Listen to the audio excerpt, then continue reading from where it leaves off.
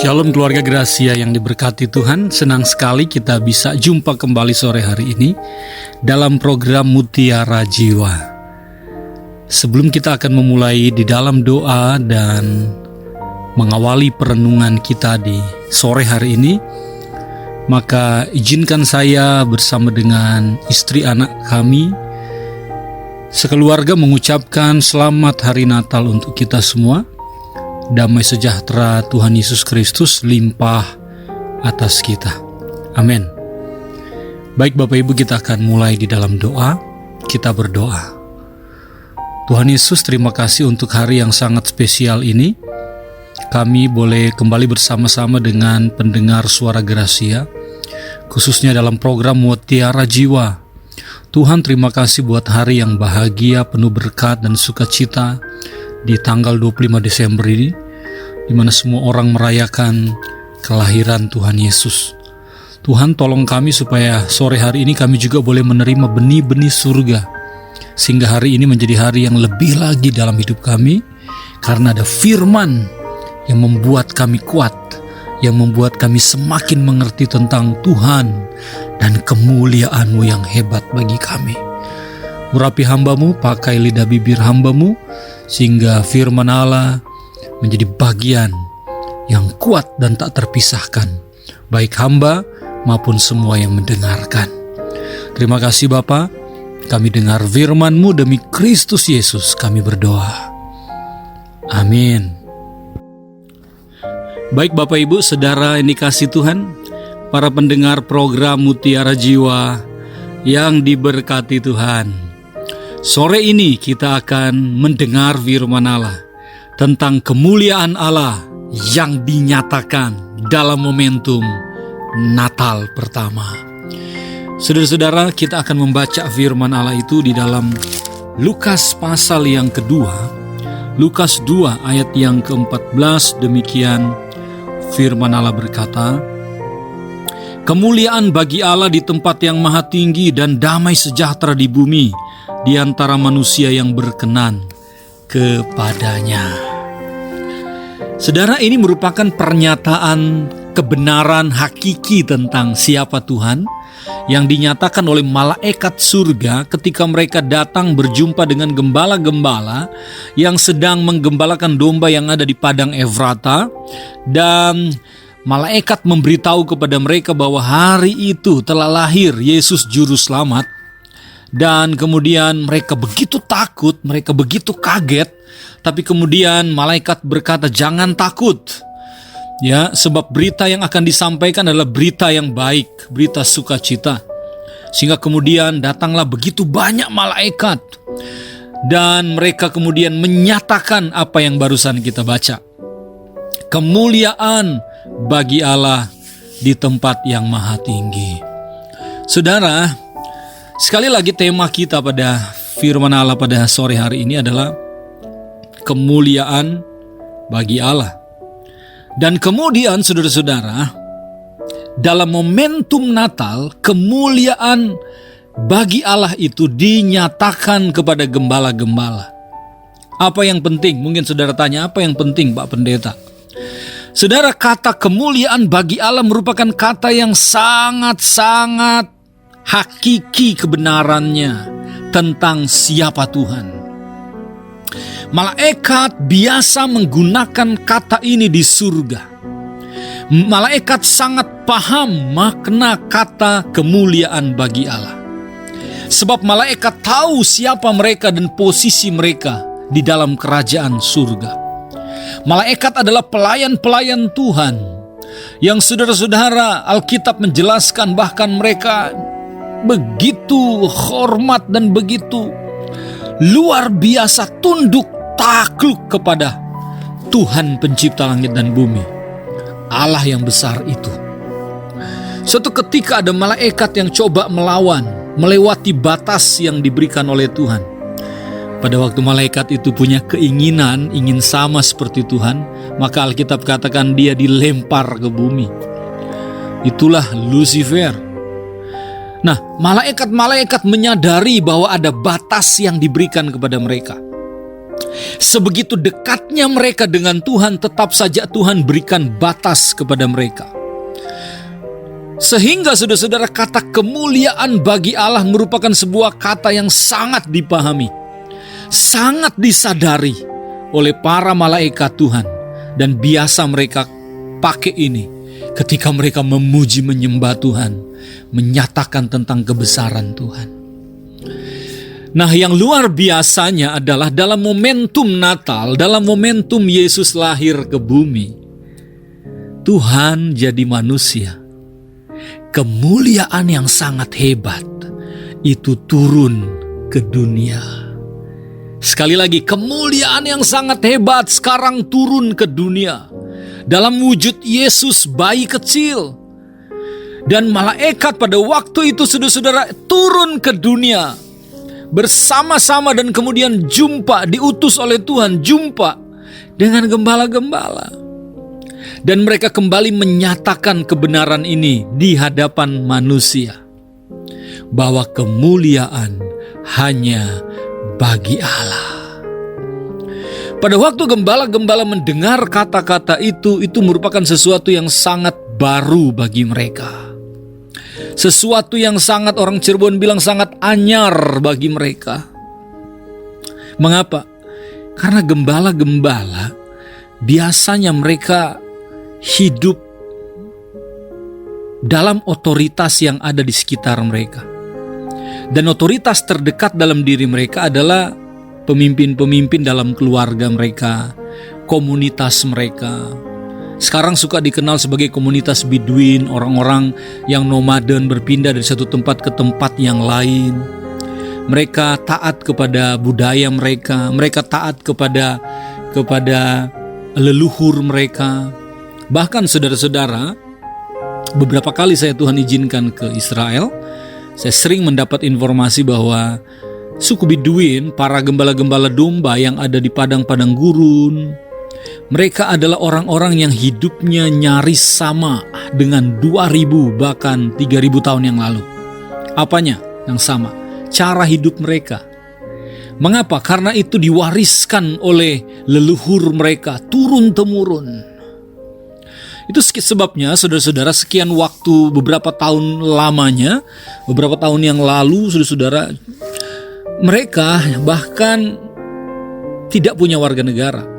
Mereka bisa tinggal di Mesir, mereka bisa tinggal di Yordania, tinggal di daerah Palestina, Israel, melintas perbatasan tanpa ada pencegatan, dan mereka itu aman mau kemana saja. Sebab mereka tidak terlalu urus politik, mereka tidak terlalu urus hal-hal yang berbau ke politik, karena mereka punya budaya sendiri. Mereka lahir dari sebuah keturunan yang diwarisi, dan mereka taat kepada warisan itu. Jadi saudara-saudara, boleh dikata bahwa para gembala ini punya otoritas sendiri dalam hidup mereka. Maka seringkali mereka disebut sebagai orang-orang yang strata sosialnya rendah. Kadang-kadang dianggap tidak baik atau dianggap kurang berbudi begitu ya, sehingga kadang-kadang dinilai kurang baik oleh orang-orang tertentu. Apalagi oleh para bangsawan, para raja, mereka dinilai dalam status sosial yang rendah. Nah sekarang saudara-saudara, yang luar biasa yang saya renungkan, malaikat justru datang berjumpa dengan mereka. Malaikat tidak datang berjumpa dengan raja-raja, dengan pemimpin-pemimpin hebat, dengan imam-imam, dengan orang-orang besar. Malaikat justru diperintahkan Tuhan bertemu dengan gembala-gembala. Apa maknanya saudara-saudara? Makna pertama yang saya temukan adalah Tuhan ingin menyatakan kepada para gembala-gembala bahwa ada otoritas yang lebih tinggi dari apapun yang ada di dunia, termasuk otoritas yang mereka pegang selama ini sebagai gembala-gembala, yang taat kepada leluhur mereka, taat kepada budaya yang mereka wariskan. Apa itu? Sesuatu yang baru, tatanan kerajaan yang baru, sebuah otoritas yang baru, dan namanya adalah kemuliaan Tuhan, kemuliaan surga, kemuliaan Allah. Haleluya. Dan gembala-gembala perlu tahu bahwa yang dimaknai oleh para malaikat tentang kemuliaan Allah itu adalah satu pribadi yang hari itu lahir di dekat di mana mereka sedang menggembalakan domba. Mereka menggembalakan domba dikenal dengan nama Bet Sahur, saudara-saudara. Maka tempat di mana Yesus lahir itu adalah Bethlehem. Itu masih wilayah Bethlehem, Bet Sahur masih wilayah Bethlehem. Tapi Bethlehem itu persis di mana Yesus lahir, kurang lebih masih ada 3 kilometer dari mereka. Tidak begitu jauh, tetapi tidak persis di daerah mereka. Dan malaikat bilang ada satu pribadi yang menyatakan kemuliaan surga, sehingga kemuliaan Allah itu bisa didengar, dilihat, dan dirasakan oleh manusia, termasuk oleh gembala-gembala itu. Namanya siapa, saudara-saudara? Namanya Tuhan Yesus Kristus. Haleluya. Sebab itu firman Allah kata dalam ayat yang ke-11, hari ini malaikat bilang, telah lahir bagi siapa? Bagimu Juru Selamat, yaitu Kristus Tuhan di kota Daud. Itulah yang dimaksud oleh firman Allah. Itulah yang dimaksud oleh para malaikat tentang kemuliaan Allah. Kemuliaan Allah adalah yang tidak bisa didekati oleh manusia, yang tidak bisa didekati bahkan oleh malaikat, apalagi oleh manusia yang berdosa, tak bisa mendekati kemuliaan Allah. Allah begitu kudus, Allah begitu suci, Allah begitu sempurna. Tidak ada satupun yang bisa mendekati Dia. Tetapi Tuhan memilih, Tuhan yang turun ke bumi mendekati manusia. Oh, inilah berita sukacita, berita damai sejahtera yang harus diterima oleh para gembala. Dan ini memberi makna bahwa gembala-gembala bukan hanya harus hidup pada otoritas yang baru, tapi mereka juga harus hidup di dalam karakter yang baru. Jadi makna kemuliaan bagi Allah memberitahu kepada kita bahwa kita pun harus hidup di dalam otoritas yang benar. Bukan kita yang memimpin hidup kita. Kita tidak bisa hidup seenak kita. Natal mengajarkan kita untuk tidak hidup semaunya kita. Natal mengajarkan kita bahwa ada otoritas yang lebih tinggi dari siapapun Anda dan saya. Dan kita tidak bisa main-main dengan otoritas yang baru ini. Ya, kepada hal-hal lain mungkin saudara dan saya seringkali kita main-main. Seringkali kita tidak taat lalu lintas. Kita seringkali tidak taat dalam mungkin bayar pajak. Kita mungkin tidak taat dalam hal-hal yang harusnya kita taat sebagai warga negara di bawah otoritas pemerintahan Republik Indonesia.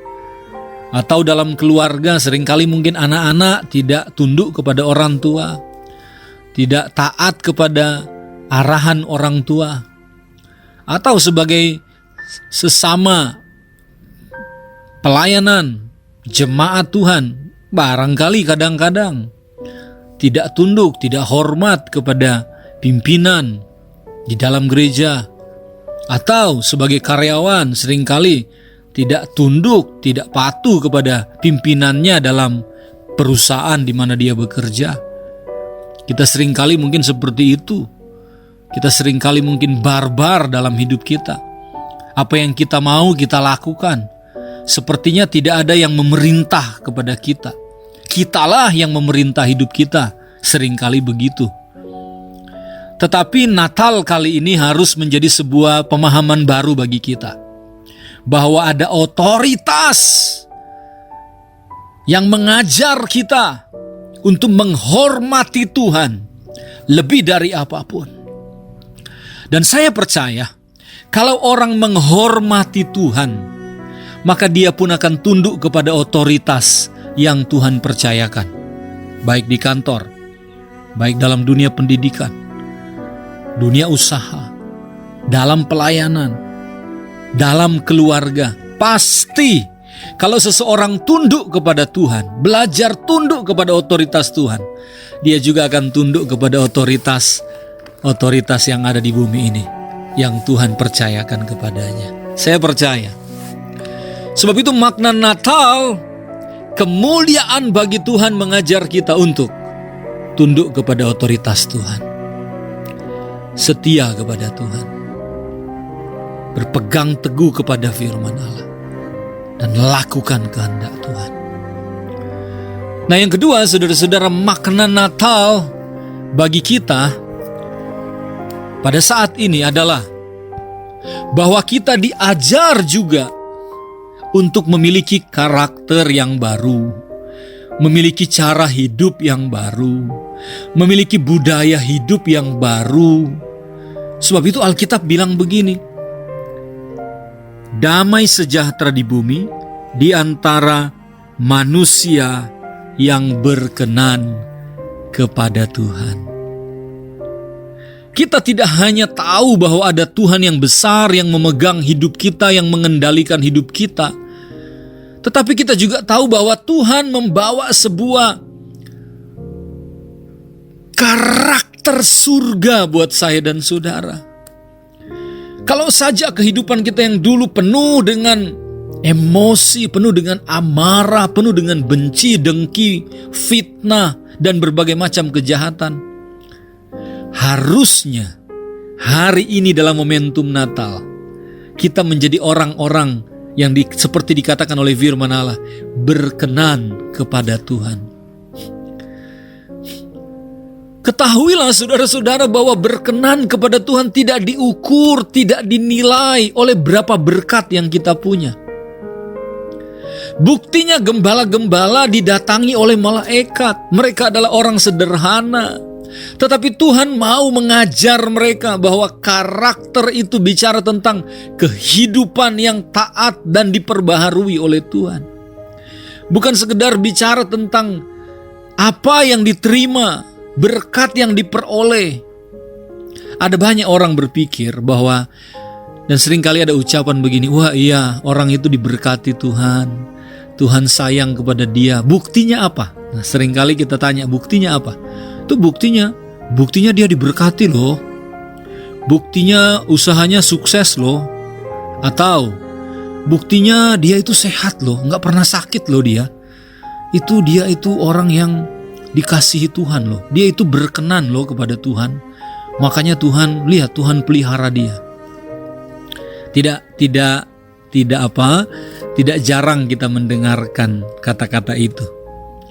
Bagi saya sebagai hamba Tuhan, saya setuju bahwa orang yang hidup berkenan kepada Tuhan pasti dipelihara Tuhan. Ya, diberkati juga oleh Tuhan. Tapi izinkan sebagai hamba Tuhan saya berkata kepada saudara, itu bukan ciri satu-satunya seseorang berkenan kepada Tuhan. Kehidupan yang baik-baik saja, kehidupan yang sukses, semuanya oke, bukan satu-satunya ciri bahwa orang itu berkenan kepada Tuhan. Sebab ada banyak orang juga yang secara materi sukses, secara kehidupan berhasil, pernikahan kelihatan berhasil, tubuh jasmaninya kelihatan sehat, fit, bugar, segar, tetapi ternyata kehidupannya jauh dari Tuhan. Dia tidak ada damai sejahtera dalam hatinya. Orang tidak tahu bahwa di hatinya penuh dengan gejolak, tidak ada sukacita, tidak ada damai sejahtera. Sebab itu kemuliaan dari Tuhan ingin dinyatakan melalui hadirnya damai sejahtera kepada orang-orang yang berkenan kepada Tuhan, kepada orang-orang yang membangun karakter hidup berkenan kepada Tuhan. Alkitab berkata damai sejahtera bagi mereka yang berkenan kepada Tuhan. Jadi saudara, mari kita ubah paradigma kita. Mungkin saudara sedang ada dalam pergumulan. Mungkin saudara seperti gembala-gembala yang tidak dianggap, tidak dipandang, diremehkan, dan tidak dinilai oleh banyak orang. Tapi saya percaya bahwa Tuhan juga ingin menghadirkan kepada saudara sesuatu yang tidak bisa dihadirkan oleh dunia. Apa itu? Damai sejahtera dari Tuhan. Itulah sebabnya malaikat berkata, damai sejahtera bagi mereka yang berkenan kepada Tuhan. Saudara mungkin bertanya, mengapa gembala-gembala mendapat berita semewah ini?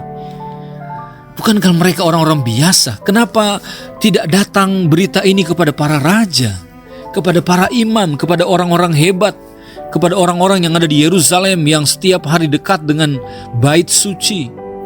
Tapi kenapa justru kepada gembala-gembala? Saya sedikit coba mempelajari begini Bapak Ibu.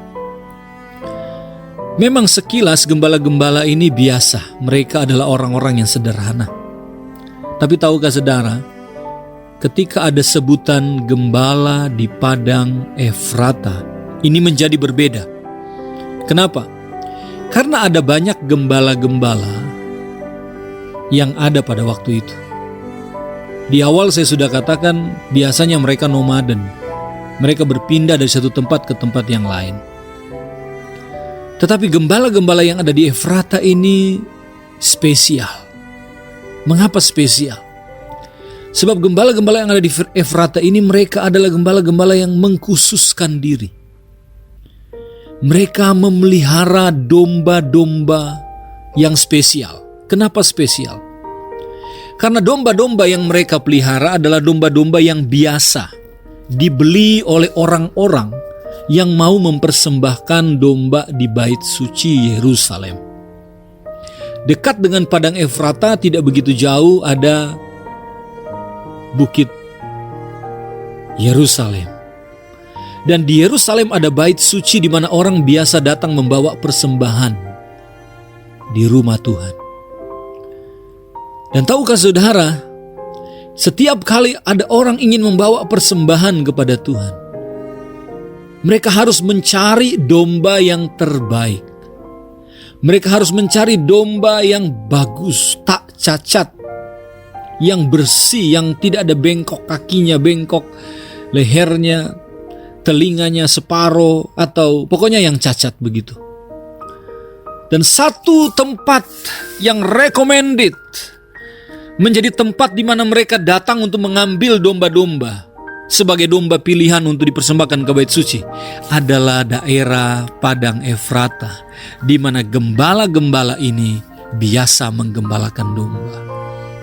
Dengan kata lain bahwa gembala-gembala ini mereka dalam kesederhanaan mereka, sebetulnya mereka adalah orang-orang yang fokus untuk memelihara domba, menjaga domba yang terbaik. Karena mereka tahu domba-domba yang mereka rawat akan dibawa sebagai persembahan di rumah Tuhan. Mereka menjaga domba itu dengan baik. Mereka merawatnya dengan baik. Yang mereka menjaga ketika domba itu sedang mengandung. Sampai ketika dia lahir, maka mereka harus memastikan bahwa yang lahir adalah yang baik, tak cacat, tidak ada yang kurang. Karena itu akan dibeli untuk dibawa ke bait suci dipersembahkan. Maka saya menilai bahwa Tuhan selalu tepat di dalam memilih kepada siapa dia ingin menyatakan kemuliaan. Maka kepada gembala-gembala inilah kata malaikat itu muncul. Damai sejahtera bagi mereka yang berkenan, di antara mereka yang berkenan. Berkenan ini nilainya adalah kebenaran dengan kacamata surga. Saudara-saudara, dunia mungkin melihat saudara tidak baik karena manusia punya kacamata sendiri. Tapi izinkan surga melihat saudara dengan kacamata surga, bahwa saudara dan saya adalah orang-orang yang sedang membangun kehidupan yang berkenan kepada Tuhan. Saya percaya berita damai sejahtera juga adalah milik saya dan saudara. Kemuliaan bagi Allah. Bicara tentang Dia yang berotoritas tinggi di atas segala-gala. Tetapi Dia yang tinggi di atas segala-galanya mau turun ke dunia dan membangun manusia. Manusia yang sudah hancur, manusia yang berdosa, manusia yang tidak layak. Tuhan ingin layakkan. Tuhan ingin bangunkan manusia. Tuhan ingin bangkitkan karakter manusia kembali menjadi suci dan kudus di hadapan Tuhan. Oleh sebab itu, saudara-saudara, orang yang menerima berita seperti ini, apa yang terjadi dalam diri mereka? Saya ingin ajak saudara melihat apa yang terjadi kepada gembala-gembala ketika mereka mengetahui tentang otoritas Allah, otoritas yang baru yang harus mereka punya, dan kehidupan yang harus dibangun dalam perkenanan Tuhan. Ini yang kemudian terjadi pada mereka. Saya ajak saudara baca, saudara-saudara, di dalam ayat yang ke-15. Setelah malaikat-malaikat itu meninggalkan mereka dan kembali ke surga, gembala-gembala itu berkata seorang kepada yang lain. Perhatikan kata-kata ini. Gembala-gembala mulai berkata seorang kepada yang lain. Oh, ada sesuatu yang baru muncul di mulut mereka. Apa itu? Marilah kita pergi ke Bethlehem untuk melihat apa yang terjadi di sana, seperti yang diberitahukan Tuhan kepada kita.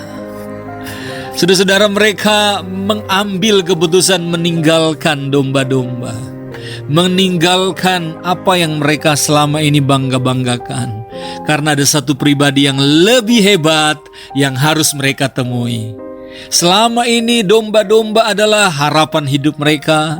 Domba-domba adalah masa depan mereka. Domba-domba adalah jati diri mereka. Tapi sekarang mereka punya masa depan yang baru.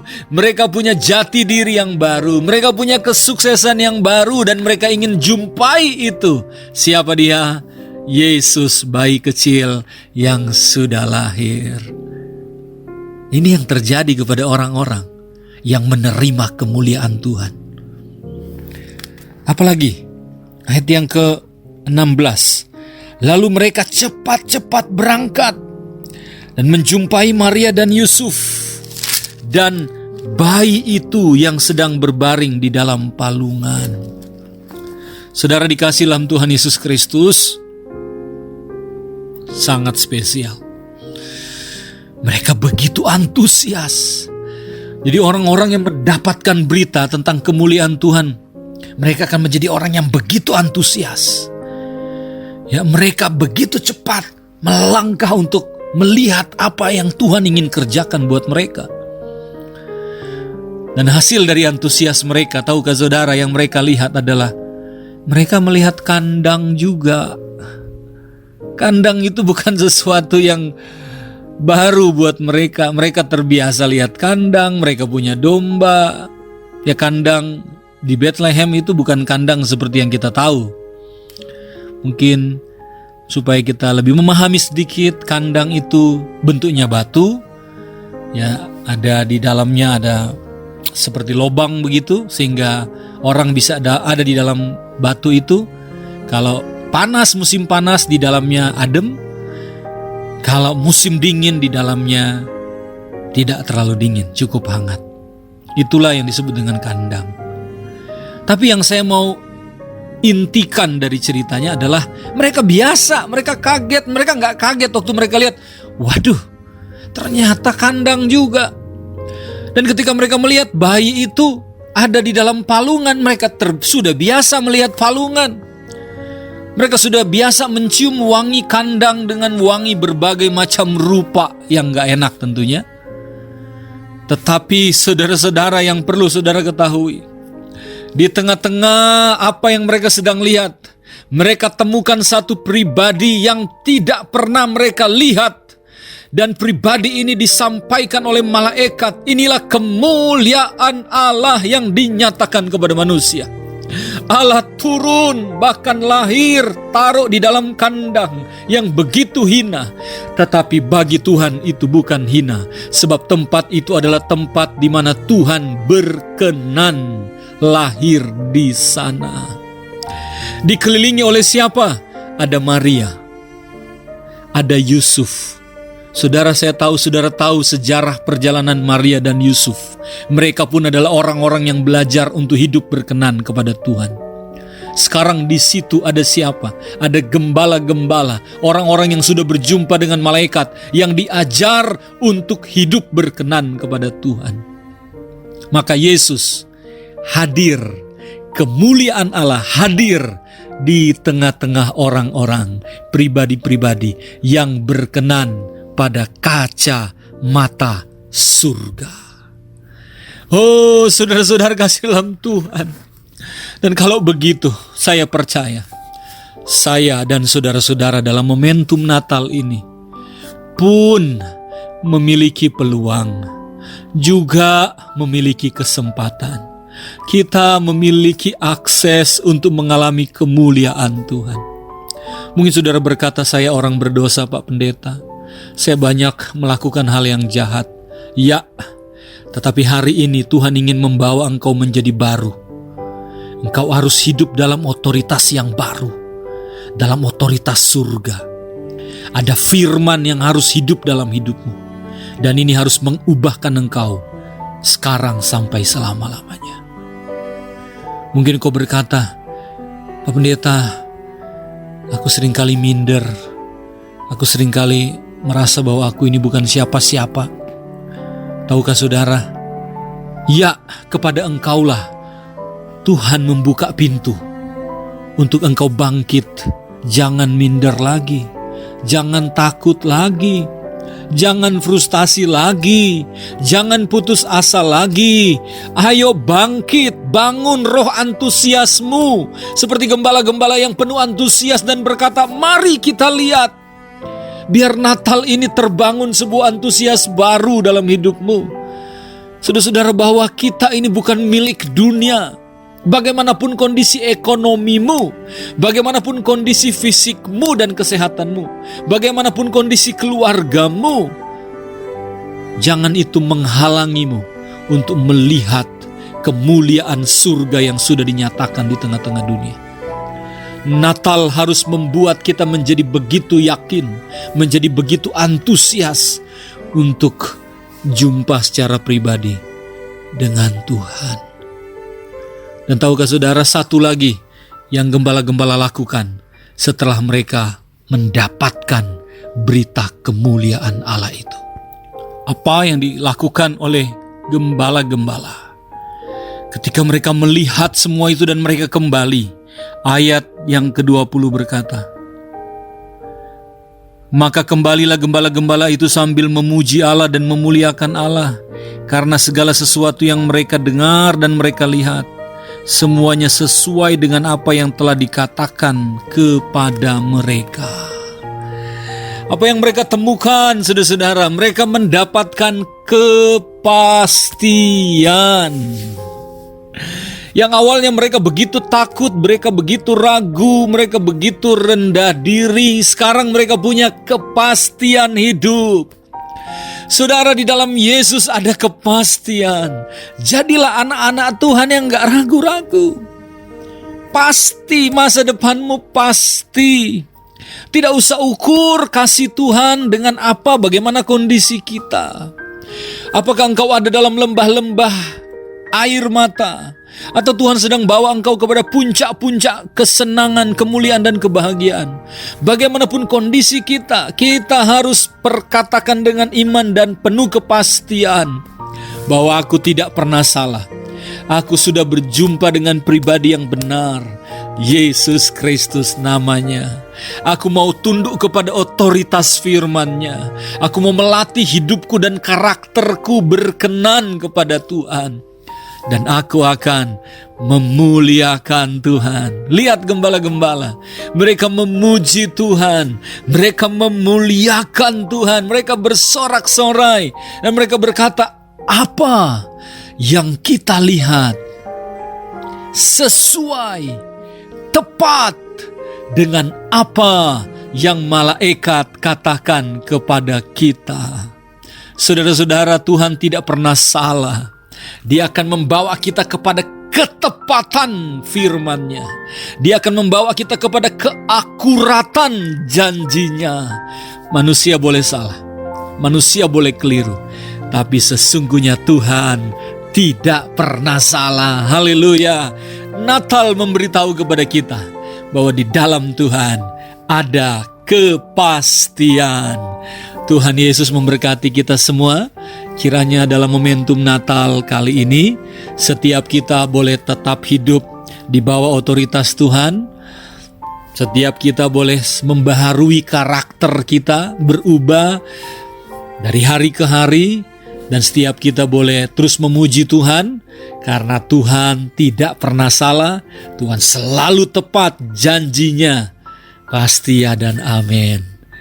Tuhan Yesus memberkati kita semua. Sekali lagi kami keluarga mengucapkan selamat Natal buat kita semua pendengar Suara Gracia, khususnya program Mutiara Jiwa. Tuhan Yesus memberkati kita semua. Mari kita berdoa. Bapa di surga, terima kasih buat firman-Mu. Di hari Natal yang indah dan luar biasa ini, kami bersyukur karena kemuliaan-Mu yang besar, yang tak terjangkau, tak terhampiri. Engkau boleh nyatakan kepada kami di tengah-tengah dunia. Melalui kelahiran Yesus, membuat kami mengerti otoritas baru yang ada pada kami, dan mengajar kami juga tunduk kepada otoritas yang ada di atas kami. Dan kami juga boleh diajar oleh Tuhan supaya kehidupan kami selalu mau diubahkan Tuhan. Karakter kami menjadi berkenan hari demi hari. Dan kami selalu yakin bahwa Engkau tidak akan pernah salah. Engkau selalu tepat pada janji-Mu dalam hidup kami. Buat kami begitu antusias. Hancurkan setiap kekhawatiran dan ketakutan kami Tuhan. Keraguan-raguan kami ganti dengan kepastian di dalam Tuhan. Bapa, hamba berdoa terus untuk program Suara Gracia, khususnya Mutiara Jiwa. Berkati setiap hamba-hamba Tuhan yang Kau izinkan untuk melayani dalam program Mutiara Jiwa. Berkati pelayanan mereka, berkati keluarga mereka. Kami berdoa Tuhan untuk setiap kru, para penyiar Tuhan. Kami berdoa biar mereka terus bersatu hati untuk melayani Tuhan lewat pelayanan radio Suara Gracia.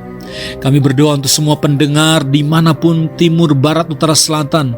Mereka mendengar dari radio maupun dari handphone mereka. Kami berdoa biar mereka juga boleh dikuatkan, diberkati Tuhan, bahkan diselamatkan Tuhan.